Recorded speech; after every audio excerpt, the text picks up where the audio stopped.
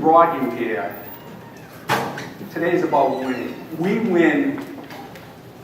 The bad guy does not win anymore. We're going to go right into the mindset. Your mindset as a potential victim of a violent crime has to be your will to survive must be greater than the bad guy's will to hurt you. Let me tell you something. Bad guys don't care that you have a family. They don't care if you're elderly. They don't care if you're handicapped. They don't care if you're a 12-year-old kid walking down the street. Their sole intent, and I'm talking about violent crime, we're not dealing with nuisance criminals like the type of person that might break into your car at 2 in the morning, steal 50 cents or something like that. We're talking about violent offenders that will attack you, will sexually assault you. Obviously, this is active shooter, but what I'm going to speak about deals with sexual assault, it deals with active shooter, it deals with you walking out of work at 10 o'clock at night, and the term I'm going to use for the bad guy is going to be knucklehead. Unless you'd like me to use another one, I'm going to stick with knucklehead because I think it's more appropriate for the setting. Those are the people we're going to deal with. You must always want to survive. You must never allow the bad guy to have more of a fight into you. So that's the first thing we need to get straight today is your will to survive. Now, depending on if you have a political view about guns and things like that, you take the guns away, they're still going to attack you. They'll attack you with a knife, as we saw down in Attleboro a few years ago, into a Bertucci's. You take the knives away, they'll drive at you with a car. You take the cars away, they'll make some sort of a bomb. You take that away, just happened in Weymouth the other day, they attacked the person and killed him with a rock, okay? So, however you may think, the laws and things of that nature, you're not going to stop violent crime. So your mindset has to be, if I can't stop violent crime as a whole, can I stop violent crime as it may happen to me? And my answer is, there is always random chance. Like the elderly lady who was shot in Weymouth, random chance, nothing you can do about random chance. But take random chance out of the equation, and you have some control over whether you're going to be a victim of violent crime. Because when we look at violent crime, we look at the bad guy, then we look at the victim. Why did the bad guy victimize this person, this school, this business? And there's a specific reason why, because they look for weaknesses in people. I'm going to be honest with you. I've been with the police department for 25 years. My partner up there, Rich Russo's been on for around 20. There's a few other Beverly police officers in here.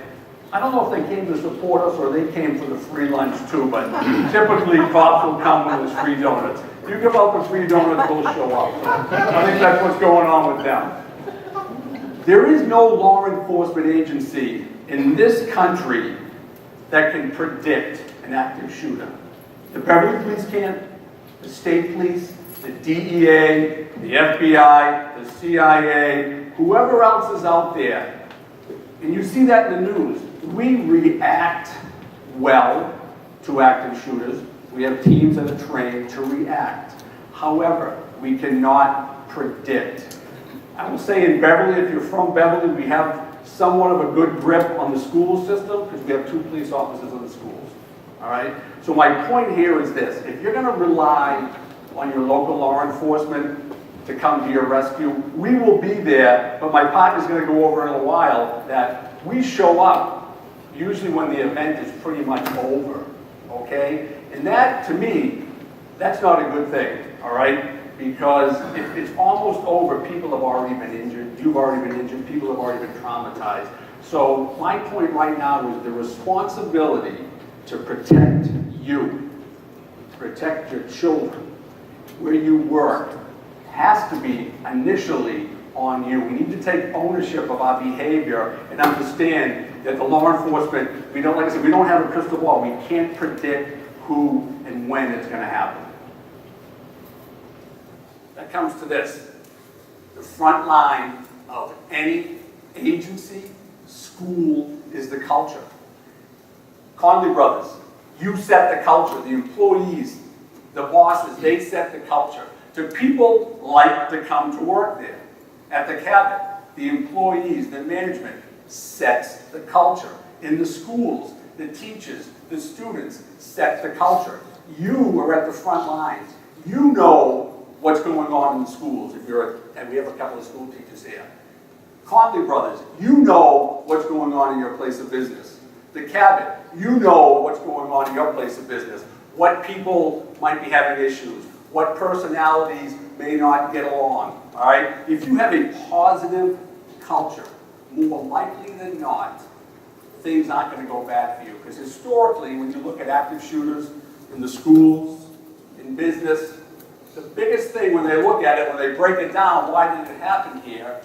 It's a negative, confrontational culture where people don't get along, people feel bullied, especially in the schools, and that's their irrational response to being bullied. I'm going to go into the school on a Friday and start shooting people that picked on me. I'm going to go into work on a Thursday and start shooting people that picked on me. So you are the front lines. Law enforcement is not the front lines. Like I said, we do not know what's happening in your place of business. We do not set the culture in your place of business. You set the culture. All right? George Hennard, 30 years ago, down in Texas. He went in, shot 20 people in a cafe, killed them.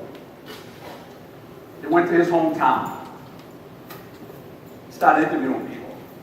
Every person that they interviewed, they said, yeah, George Hennard went to high school with him, went to elementary school with him. I was in the service with him. He was the biggest screwball I ever met in my life. His reputation as a young kid to a young adult, to an adult, told people that, not that he was going to go in and start shooting people, because you can't predict who's going to kind of go off the edge to an extreme, but you can, through a person's reputation, what people are saying about them, you can predict that at some point in their life, there's someone you want to watch out for. And we all know these people. We know people we work with. We know people we went to school with. Try this scenario out. Go to your high school reunion. 30 years from now. Sit in the corner with your group. Just lay back. People are going to come in the door. What's the first thing you're going to say? You haven't seen the kid in 20 years. He's 40 years old now. He may have been the biggest knucklehead 20 years ago, but the first thing you're going to key on is, oh, he was a knucklehead. He was funny. She was a good athlete. Their reputation will live in your mind forever. And in law enforcement, what we use, any good street cop in law enforcement, we use reputation. When we send officers on a call, we have 60 officers. If we're going to a call on Cabot Street and we know the reputation of that house, we send 2 guys. If a name comes over the radio and we know the reputation of that person, we send 2 or 3 guys. We live and die by reputation. Because we know people on the street, we know them to be volatile, to be hostile, to be domestic abusers, to be drug addicts and things like that. And we use reputation. Any good street cop uses a person's reputation to dictate how they act. So I say to you, you have the knowledge. You can get reputation of people on Facebook. You know people that live in your neighborhood. If you're a mother and you have a daughter in high school and she wants to meet a boy from Danvers, you need to show her how to get information on his reputation on Facebook. Ask other people, where does he work, where does he go to school? You can tell a lot about a person, and we do it all the time. When we look up people, we can go on their Facebook page and find out what their beliefs are, find out who they hang out with, find out certain things that they may write on their Facebook page, who they associate with. Like I said, we live and die by reputation, and that is a tool that will stay with you for the rest of your life. So you want to use reputation as a way to predict behavior. The first slide I showed about the shootings in Vegas and places like that, when you looked at those individuals, everyone would say, I knew that guy. He was always a bad seed. He was always a bad actor. He was always volatile. He treated girls wrong. He was into drugs. He was into violence. He was into knives. You have to use that information. Now, when you have that information, there's been instances lately in which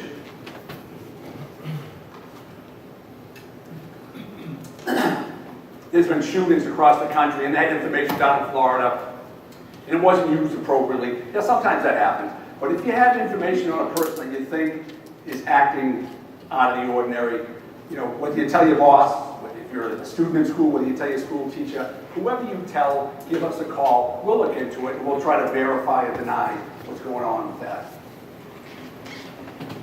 that. In the zone, situational awareness. I'm going to give you a little hint. Most bad guys don't wake up at 7 o'clock, take a shower, shave, and go to work. Most knuckleheads, violent offenders, all they do is live to terrorize people, sexually assault people, to rob people. They don't have to worry about going to the gym. They don't have to worry about picking their kids up. They don't have to worry about going to yoga. They don't have to worry about anything. They are 100% focused on victimizing you, and me. So if I'm 100% focused on anything, I'm going to be effective. And like I said earlier, they always win. Bad guys are primitive. They're not more intelligent than us, but they always win because they're 100% focused. In any given day, just run it through your head. Anyone in here probably has, I got to go hang out with the cops till 10.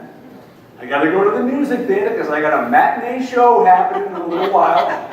Where's Jackie? Right, Jackie? We have 5, 6, or 7 things we have to do during the day. Our focus is 25%, 10%, 30%.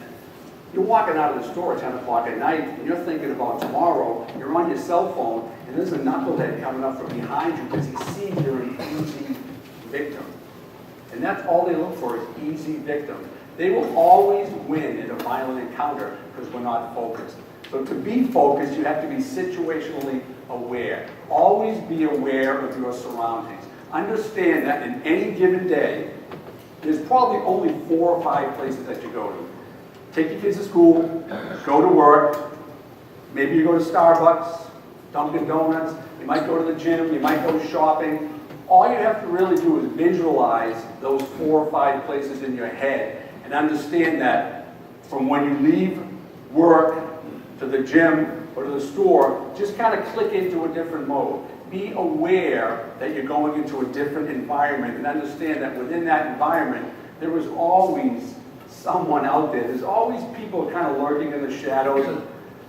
What I don't want you to be is paranoid, but I want you to have a heightened sense of alertness. Because being a law enforcement after 25 years, we become a little paranoid, but that paranoia, that fear, is what keeps you safe. And I'm going to go over that in a few minutes. Actually, I'm going to go over it right now. Memorize that slide. Hey, Jackie. Jackie. Yes. Which one's better? Fear or panic? Which is a better instinct to have? For me, fear.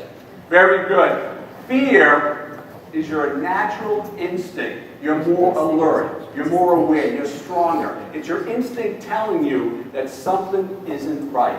That the way that person's looking at me, I'm walking out of the mall, something isn't right by the way that person's looking at me. My employee came into work today. Something isn't right. He or she just doesn't look right. You have a little fear. Fear is going to help you. Fear will keep you out of trouble. Fear will make you preserve your own safety. In contrast to that, panic is the worst thing you can have. All right? You want to see someone panic? Watch that computer go down in the next 3 minutes. I'm going to panic. All right? panic, you will never succeed if you panic. Now, how do you kind of bridge the gap between fear and panic? Well, what we do in law enforcement, we visualize. We visualize, what would I do if I'm sent to Briscoe Elementary School on a call for a kid with a weapon? What would I do if I was sent to CVS for a person with a weapon? I visualize how I would walk into the store, where I would park my cruiser, how I would approach into there. I try to rehearse in my mind what I would do. So if I'm ever in that situation, at least my mind has been in that situation. Because to ask a person to react on the spot under stress, most people will not succeed in that. Most people will fail because panic will take over. So like I said earlier, think of the 4 or 5 places that you frequent every day. Visualize those places in your head. What would I do at work if someone came in with a weapon? What would I do at work if someone had a medical emergency? Would I call 911? How would I handle it? What would I do at work if I was dropping my son off to school and some enraged parent came out and started, doing something bizarre, had a weapon or something like that? How would I handle that? Because I know you're probably thinking when you see the cruisers parked in the corner of a building, what's that guy sleeping up there? Is he sleeping? Oh, to the contrary, we're not. We're visualizing. All right? To be honest with you, most street cops who are new to the job, it's one of the first things another cop will tell them, hey, you got to visualize. You got to stop and think for a second where you're going, what you're doing. Just don't run out the door and put your lights on and go down Cabot Street 70 miles an hour for a shoplifter at Walmart, because it doesn't work that way. You have to visualize time of day, nighttime, daytime, school process, things like that. Put your mind, rehearse the scenario before it happens. When we first started workplace, we used to call it workplace violence, but when you look at it, what is workplace violence? It's actually an active shooter, because my workplace is the Beverly Police Station. I leave the Beverly Police Station, I go to the movie theater. Now, in theory, I'm in someone else's workplace. I leave the movie theater, I go out to eat Burger King. That's still a choice. Someone else's workplace. Everywhere you go is another person's workplace. Just because you make it through the 8 hours of your workplace doesn't mean you drop your guard. Because you're always in and out of someone else's workplace. And you don't know the dynamics of another person's workplace. You don't know that at Stop and Shop they just fired an employee for threatening to kill everyone on Saturday. There's not a big sign out there on Saturday morning, don't come to Stop and Shop. One of our employees threatened to kill everyone. They don't tell you that. They don't tell us that. They just keep it to themselves. It's like, oh, he's just kidding.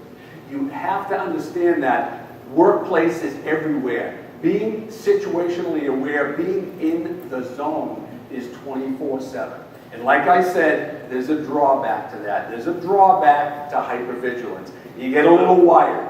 You get a little jacked up. You get a little suspicious of people. You got to find a happy medium.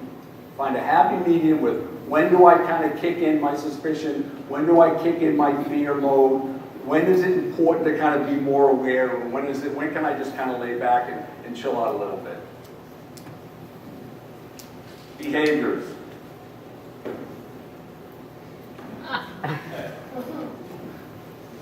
My friend Rich was in the Marine Corps. I was, but I spent a couple of years in the brig. I don't want to talk about it. Verbal judo. Everyone knows someone in their life that is very articulate. Everyone has that person, whether it's an employee, someone you grew up with, someone you work with, your best friend. Everyone wants that person around when the situation goes bad, because they just have a persona about them that they can de-escalate people. Verbal judo. We have that in law enforcement. We have guys that we know are very good at de-escalating situations, whether it be a mental health call, an intoxicated person, a domestic call, whatever's going on, we have guys in our mind that we want to send to that call if something's happened. On the flip side to that, we have guys that will send the other way when we have something going on because they're verbal judo skills, their ability to de-escalate a situation isn't there. You have to know what type of person you are. If you are articulate and you can de-escalate a situation, because the worst case scenario, what you want, criminals do not react well to criticism. Any football coaches in here? Ex-football coaches or anything like that? Well, I didn't really play football. I wasn't that good, but I do remember the football coach grabbed me by the face mask and saying, hey, you got to work hard. You got to study your plays hard. You're never going to get off the bench, kid. I'm like, I don't want to get off the bench because he's on the bench. Kids like that, you can yell at a kid like that. You can inspire that kid. You can inspire that person.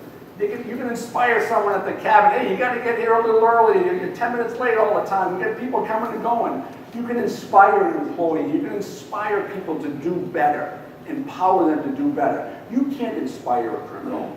You can't walk up to a criminal and yell at him and tell him to tuck his shirt in and shave and come to work on time, don't come to work drunk. You can't do those to those people. Their egos are so fragile, you will set them off. The smallest little thing will set them off. I worked in Department of Youth Services for 5 years. We had sex offenders, murderers, rapists, everything. You could not look at those kids in the eye and yell at them. You would yell at them for dropping a piece of bacon on the floor at breakfast, and they would jump up and want to fight you over it. They're very irrational.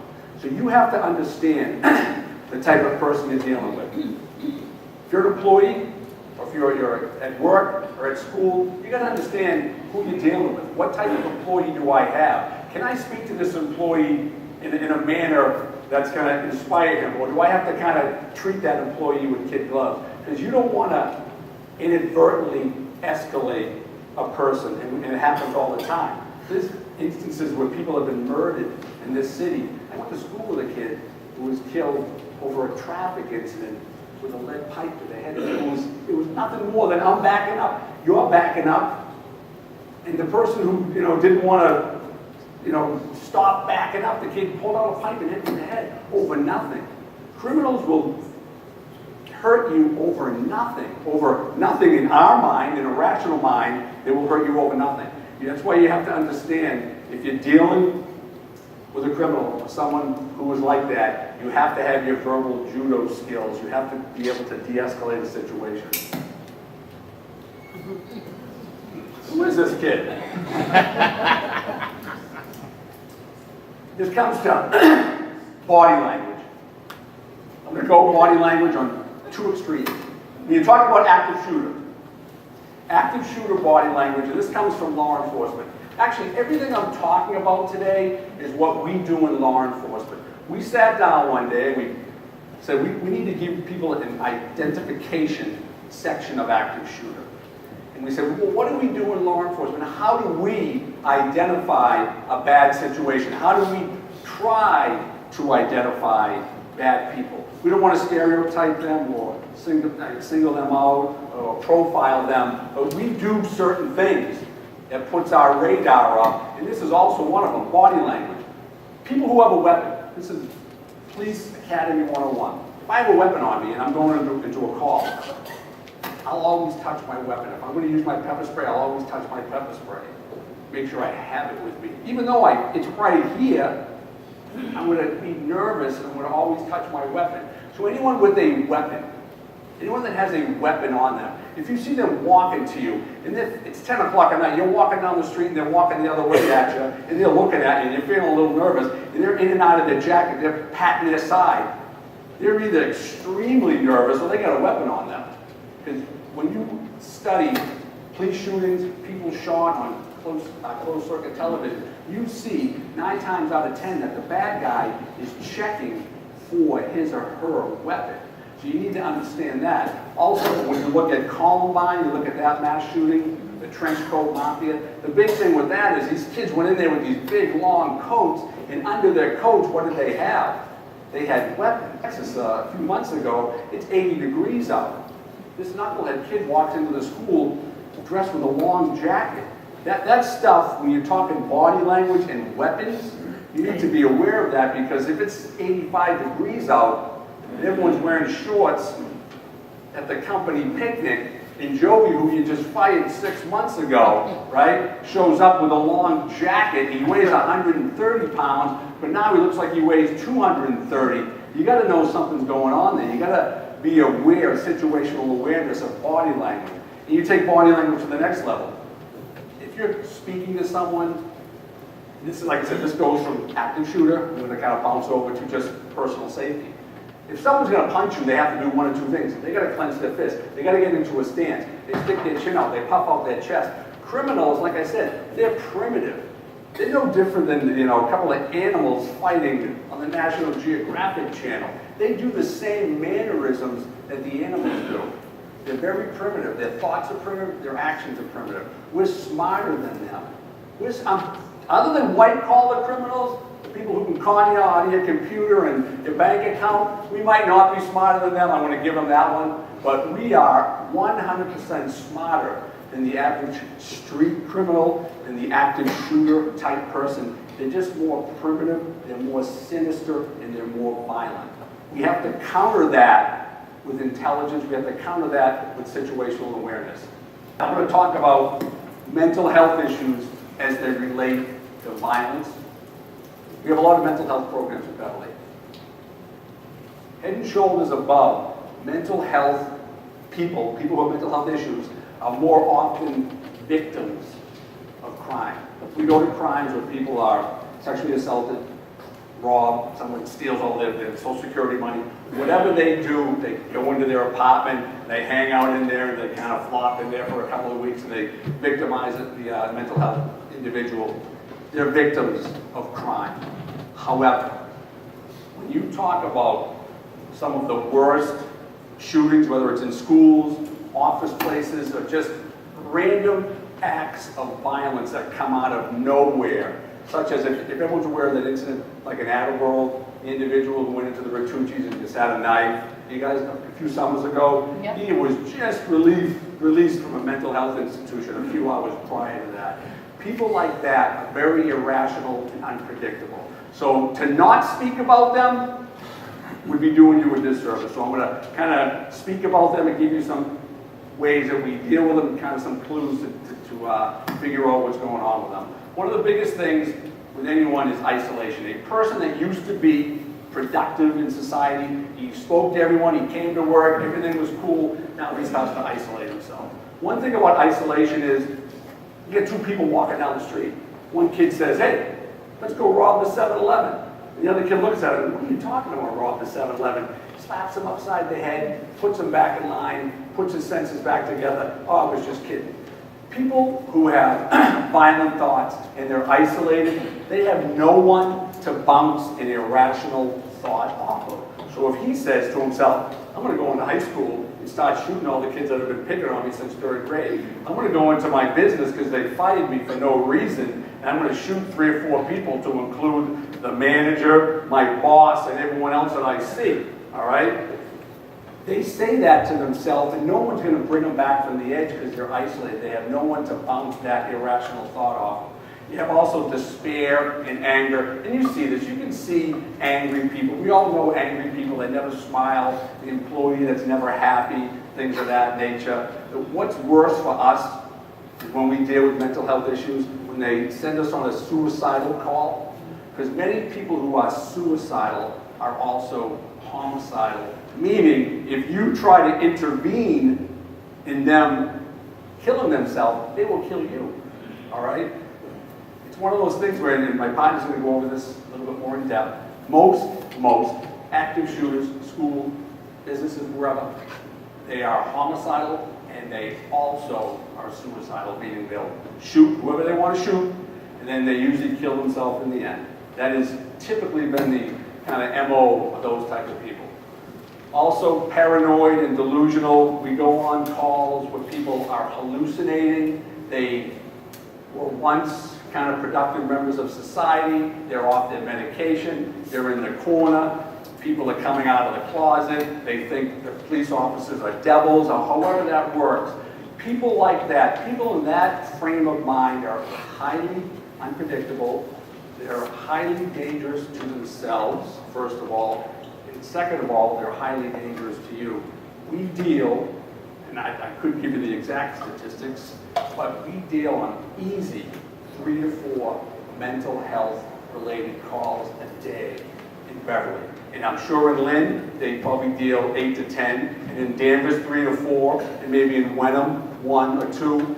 So these are issues that need to be dealt with. You need to be aware when you're dealing with that type of a person. And like I said before, I'll say it again, they're usually the victim of crime, but when you throw everything in the mix, and now they're volatile, now they have some real anger toward people, you definitely want to be aware of that type of individual. And this is where I think everyone looks up to people, whether you look up to athletes, you look up to actors, cartoon characters, whoever you look up to. Criminals, hardcore criminals who are shooters, active shooters, they look up to other active shooters. All right?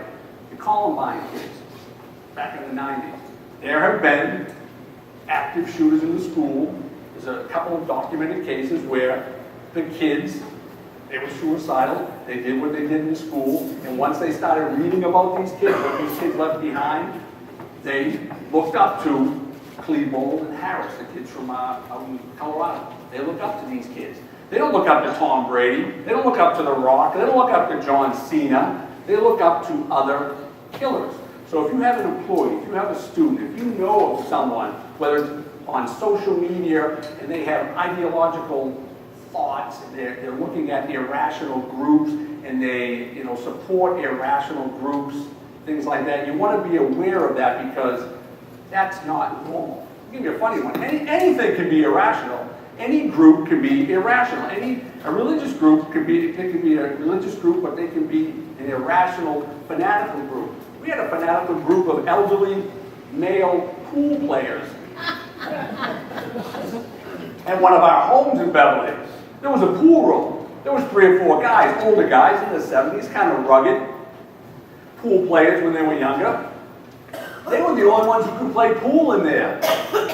They were fanatical pool players. So you wanted to walk in and play a little pool, 75 years old, this is cool, people aren't going to bully me anymore. Well, you couldn't make it through those 4 guys because they were fanatical and radical about their pool. Anything can appear normal, but if I'm a radical about it, it doesn't work out. Like, white supremacists, anti-government groups, those are the kind of things you're looking for in people who do a lot of this violence. Like I said, we're not trying to profile and pick on someone, but when you look at shooters, when you look at violence, when you do a victimology on what happened at a scene, these are all the things that are coming up.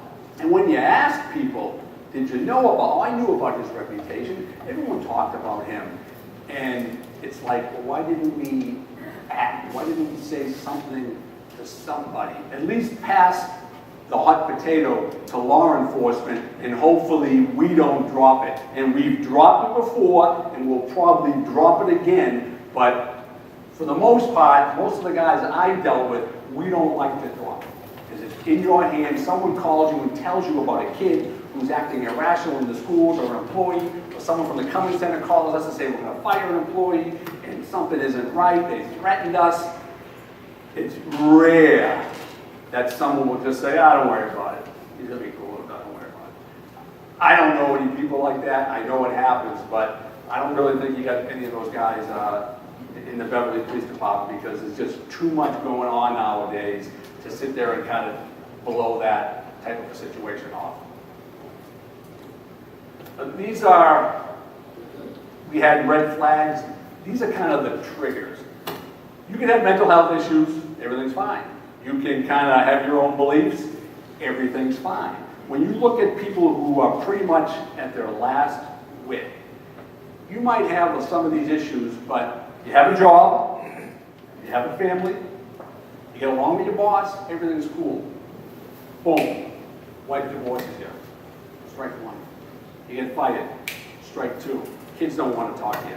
Strike 3.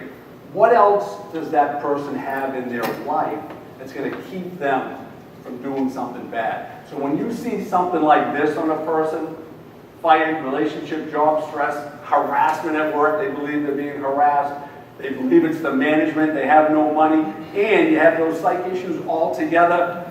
That right there is a bad situation. I can tell you, most of the suicidal calls we go on, all right, unless it's a young kid, if it's other than a young kid, this is what they're talking about. My wife left me, I just got fired, they're harassing me at work, whatever's going on in their life, this was the final straw that broke the camel's back. So you need to be aware of that, and management people here, people in the business sector, if you know you're gonna let an employee go, and people call us all the time, Cummins Center in particular, we've gone there 5 or 6 times in the last few years, we need to let a guy go, we need to let a couple of people go, they're just not working out. We think something's gonna happen, we'll go there, we try to go low key, we go plain clothes, so we don't cause a big disturbance. And they kind of, hopefully we get someone with some good verbal judo skills that tell the guy that he's not working there anymore, and you try to, de-escalate anything that's going to happen, because they know what's happening in this person's life, and they know it's not going to work out well if they lose their job. Kind of like their sense of worth, their sense of living. At least I have a job, at least I have a family, at least I have kids. Once that is all gone, with reputation and everything else going on in their life, you need to be aware that's a potentially volatile individual. So look in the mirror and be honest with yourself. Under stress, when there's a bad situation, when you're at the mall and someone gives your kid a hard time, or someone gives you a hard time, or threatens you, are you instinctively that type of person that says, hey, you ain't screwing with me? You drop your stuff and you put your hands up and you say, you ain't messing with me, you're not touching my kid, you're not touching my wife. Is that who you are? If that's your instinct, if that's what you've done your whole life, if that's what you did the first time you were on the playground when you were 7 years old, someone tried to take your kickball or something like that, that's what you're going to do when you're 30, when you're 40, when you're 50. That's who you are. Know that. If you're articulate and you know you can pacify a situation, and you know people respond to you in an appropriate manner, and you know, because all your friends have told you, well, you're unreal, I love the way you talk to people, and I love the way you de-escalate. Would you come over and talk to my daughter? She doesn't want to go to school, or talk to my son, he doesn't want to, whatever he's doing. You want people like that in your life because they make life easier and they de-escalate and they make everyone else feel happy. If that's who you are, then you roll with that. If you're up the street, and I'm not talking an active shooter, you're not going to talk to a guy who's got a gun and try to de-escalate him. I'm talking street level stuff. You're walking out of the store, walking out of the mall, someone says something to you, you try to de-escalate stuff like that. If that's who you are, be that. Also, if that's not who you are, if you panic under pressure, if that's what you've always done and you've tried to kind of stop panicking, you visualize stuff, you've told yourself don't panic, stay calm, but you always panic. If that's what your instinct is, I'm telling you, in a bad situation, that's probably what you're going to do. Be aware of that. Be honest with yourself and understand that if that's how you react, then you need to modify your lifestyle. Because no criminal is going to modify for you. You have to modify for them. I understand that in victimology, but don't blame the victim. No, we're not. We're saying as a potential victim, as we all are in here, potentially someone can try to do something bad to us. You got to understand that you control how the bad guy perceives you. You control how you speak to the bad guy, knowing that his ego or her ego is so fragile that you don't want to piss him off even more. You don't want to escalate the situation.